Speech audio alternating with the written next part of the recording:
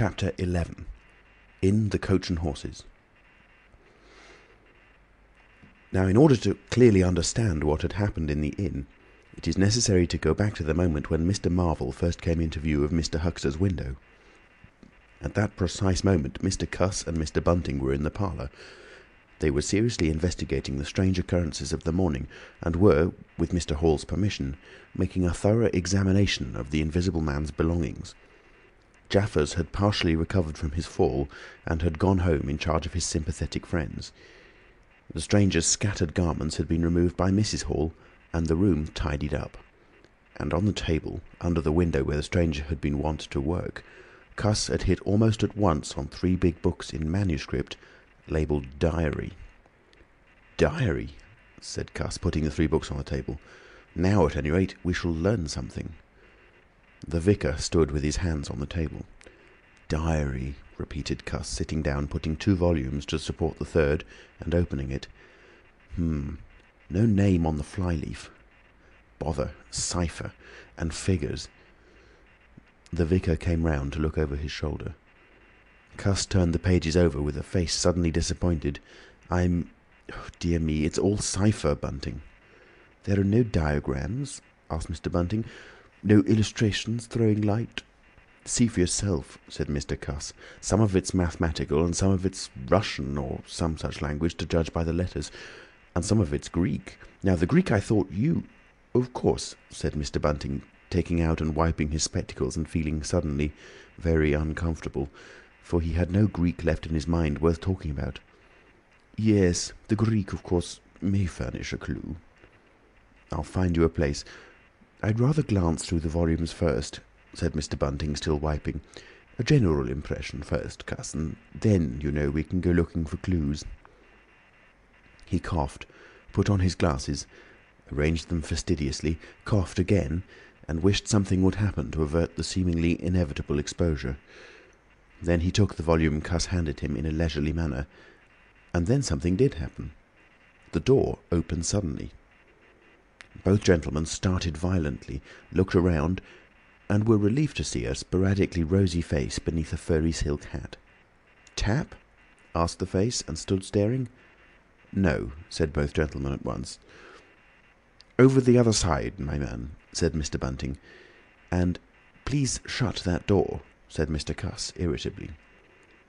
"All right," said the intruder, as it seemed in a low voice curiously different from the huskiness of its first inquiry. "Right you are," said the intruder in the former voice. "Stand clear." And he vanished and closed the door. "A sailor, I should judge," said Mr. Bunting. "Amusing fellows they are. Stand clear, indeed. A nautical term referring to his getting back out of the room, I suppose." "I dare say so," said Cuss. "My nerves are all loose today. It made me quite jump, the door opening like that." Mr. Bunting smiled as if he had not jumped. "And now," he said with a sigh, "these books." Someone sniffed as he did so. "One thing is indisputable," said Bunting, drawing a chair up next to that of Mr. Cuss. "There certainly have been very strange things happening at Iping during the last few days. Very strange. I cannot, of course, believe in this absurd invisibility story." "It's incredible," said Cuss, "incredible, but the fact remains that I certainly saw right down his sleeve." "But did you... Are you sure? Suppose a mirror, for instance. Hallucinations are so easily produced. I don't know if you've ever seen a really good conjurer." "I won't argue again," said Cuss. "We've thrashed that out, Bunting. And just now there's these books. Ah, here's some of what I take to be Greek. Greek letters, certainly." He pointed to the middle of the page. Mr. Bunting flushed slightly and brought his face nearer, apparently finding some difficulty with his glasses. Suddenly he became aware of a strange feeling at the nape of his neck. He tried to raise his head and encountered an immovable resistance. The feeling was a curious pressure, the grip of a heavy, firm hand, and it bore his chin irresistibly to the table. "Don't move, little men," whispered a voice, "or I'll brain you both." Mr. Bunting looked into the face of Cuss, close to his own, and each saw a horrified reflection of his own sickly astonishment. "I'm sorry to handle you so roughly," said the voice, "but it's unavoidable. Since when did you learn to pry into an investigator's private memoranda?" said the voice, and two chins struck the table simultaneously, and two sets of teeth rattled. "Since when did you learn to invade the private rooms of a man in misfortune?" And the concussion was repeated. "Where have they put my clothes?" "Listen," said the voice. "The windows are fastened, and I've taken the key out of the door. I am a fairly strong man, and I have the poker handy, besides being invisible. There's not the slightest doubt that I could kill you both and get away quite easily if I wanted to. Do you understand? Very well. If I let you go, will you promise not to try any nonsense and do what I tell you?" The vicar and the doctor looked at one another, and the doctor pulled a face. "Yes," said Mr. Bunting, and the doctor repeated it. Then the pressure on the necks relaxed, and the doctor and the vicar sat up, both very red in the face and wriggling their heads. "Please keep sitting where you are," said the Invisible Man. "Here's the poker, you see." "When I came into this room," continued the Invisible Man, after presenting the poker to the tip of the nose of each of his visitors, "I did not expect to find it occupied, and I expected to find, in addition to my books of memoranda, an outfit of clothing. Where is it? No, don't rise, I can see it's gone. Now, just at present, though the days are quite warm enough for an invisible man to run about stark, the evenings are quite chilly. I want clothing and other accommodation, and I must also have those 3 books." Chapter 12. The Invisible Man loses his temper. It is unavoidable that at this point the narrative should break off again, for a certain very painful reason that will presently be apparent. While these things were going on in the parlour, and while Mr. Huxter was watching Mr. Marvel smoking his pipe against the gate not a dozen yards away, Mr. Hall and Teddy Henfrey were discussing in a state of cloudy puzzlement the one Iping topic. Suddenly there came a violent thud against the door of the parlour, a sharp cry, and then silence. "Hullo," said Teddy Henfrey. "Hullo," from the tap. Mr. Hall took things in slowly but surely. "That ain't right," he said, and came round from behind the bar towards the parlour door. He and Teddy approached the door together with intent faces. Their eyes considered. "Summat wrong," said Hall, and Henfrey nodded agreement. Whiffs of an unpleasant chemical odour met them. There was a muffled sound of conversation, very rapid and subdued. "You all right there?" asked Hall, rapping. The muttered conversation ceased abruptly. For a moment, silence. Then the conversation was resumed in hissing whispers. Then a sharp cry of, "No, no, you don't." There came a sudden motion and the oversetting of a chair. A brief struggle. Silence again. "What the deuce?" exclaimed Henfrey sotto voce. "You all right there?" asked Mr. Hall sharply again. The vicar's voice answered with a curious, jerking intonation. "Quite right. Please don't interrupt." "Odd," said Mr. Henfrey. "Odd," said Mr. Hall. "Says don't interrupt," said Henfrey. "I heard'n," said Hall. "And a sniff," said Henfrey. They remained listening. The conversation was rapid and subdued. "I can't," said Mr. Bunting, his voice rising. "I tell you, sir, I will not." "What was that?" asked Henfrey. "Says he winnert. Weren't speaking to us, was he?" "Disgraceful," said Mr. Bunting within. "Disgraceful," said Mr. Henfrey. "I heard it distinct." "Who's that speaking now?" asked Henfrey. "Mr. Cuss, I suppose," said Hall. "Can you hear anything?" Silence. The sounds within indistinct and perplexing. "Sounds like throwing the tablecloth about," said Hall. Mrs. Hall appeared behind the bar. Hall made gestures of silence and invitation. This aroused Mrs. Hall's wifely opposition. "What you listening there for, Hall? Ain't you nothing better to do, busy day like this?" Hall tried to convey everything by grimaces and dumb show, but Mrs. Hall was obdurate. She raised her voice. So Hall and Henfrey, rather crestfallen, tiptoed back to the bar, gesticulating to explain to her. At first she refused to see anything in what they had heard at all. Then she insisted on Hall keeping silence while Henfrey told her his story. She was inclined to think the whole business nonsense. Perhaps they were just moving the furniture about. "I heard un say disgraceful. That I did," said Hall. "I heard that, Mrs. Hall," said Henfrey. "Like as not," began Mrs. Hall. "Shh!" said Mr. Teddy Henfrey. "Didn't I hear the window?" "What window?" asked Mrs. Hall.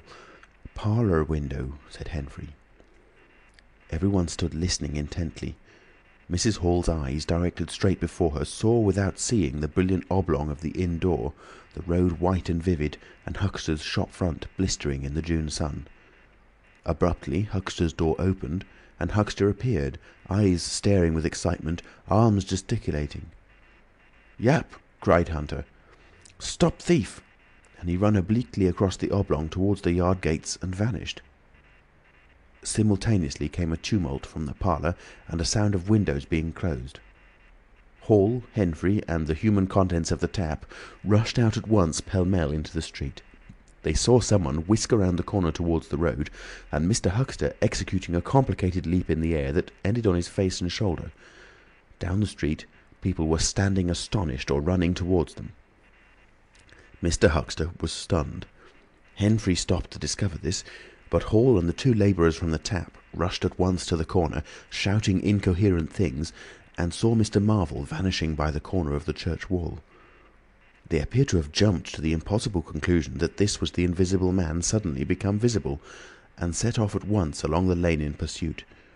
But Hall had hardly run a dozen yards before he gave a loud shout of astonishment and went flying headlong sideways, clutching one of the labourers and bringing him to the ground. He had been charged just as one charges a man at football. The second labourer came round in a circle, stared, and conceiving that Hall had tumbled over of his own accord, turned to resume the pursuit, only to be tripped by the ankle just as Huxter had been. Then, as the first labourer struggled to his feet, he was kicked sideways by a blow that might have felled an ox. As he went down, the rush from the direction of the village green came round the corner. The first to appear was the proprietor of the Cocoanut Shy, a burly man in blue jersey. He was astonished to see the lane empty, save for three men sprawling absurdly on the ground. And then something happened to his rearmost foot, and he went headlong and rolled sideways just in time to graze the feet of his brother and partner, following headlong. The two were then kicked, knelt on, fallen over, and cursed by quite a number of over-hasty people. Now, when Hall and Henfrey and the labourers ran out of the house, Mrs. Hall, who had been disciplined by years of experience, remained in the bar next to the till. And suddenly the parlour door was opened and Mr. Cuss appeared, and without glancing at her, rushed at once down the steps round the corner. "Hold him!" he cried. "Don't let him drop that parcel." He knew nothing of the existence of Marvel, for the Invisible Man had handed over the books and bundle in the yard. The face of Mr. Cuss was angry and resolute, but his costume was defective, a sort of limp white kilt that could only have passed muster in Greece. "Hold him!" he bawled. "He's got my trousers, and every stitch of the vicar's clothes." "Tend to him in a minute," he cried to Henfrey as he passed the prostrate Huxter, and, coming round the corner to join the tumult, was promptly knocked off his feet into an indecorous sprawl. Somebody in full flight trod heavily on his finger. He yelled, struggled to regain his feet, was knocked against and thrown on all fours again, and became aware that he was involved not in a capture, but a rout. Everyone was running back to the village. He rose again and was hit severely behind the ear. He staggered and set off back to the Coach and Horses forthwith, leaping over the deserted Huxter, who was now sitting up on his way.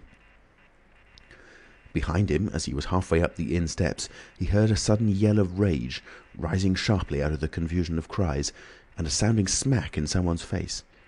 He recognised the voice as that of the Invisible Man, and the note was that of a man suddenly infuriated by a painful blow.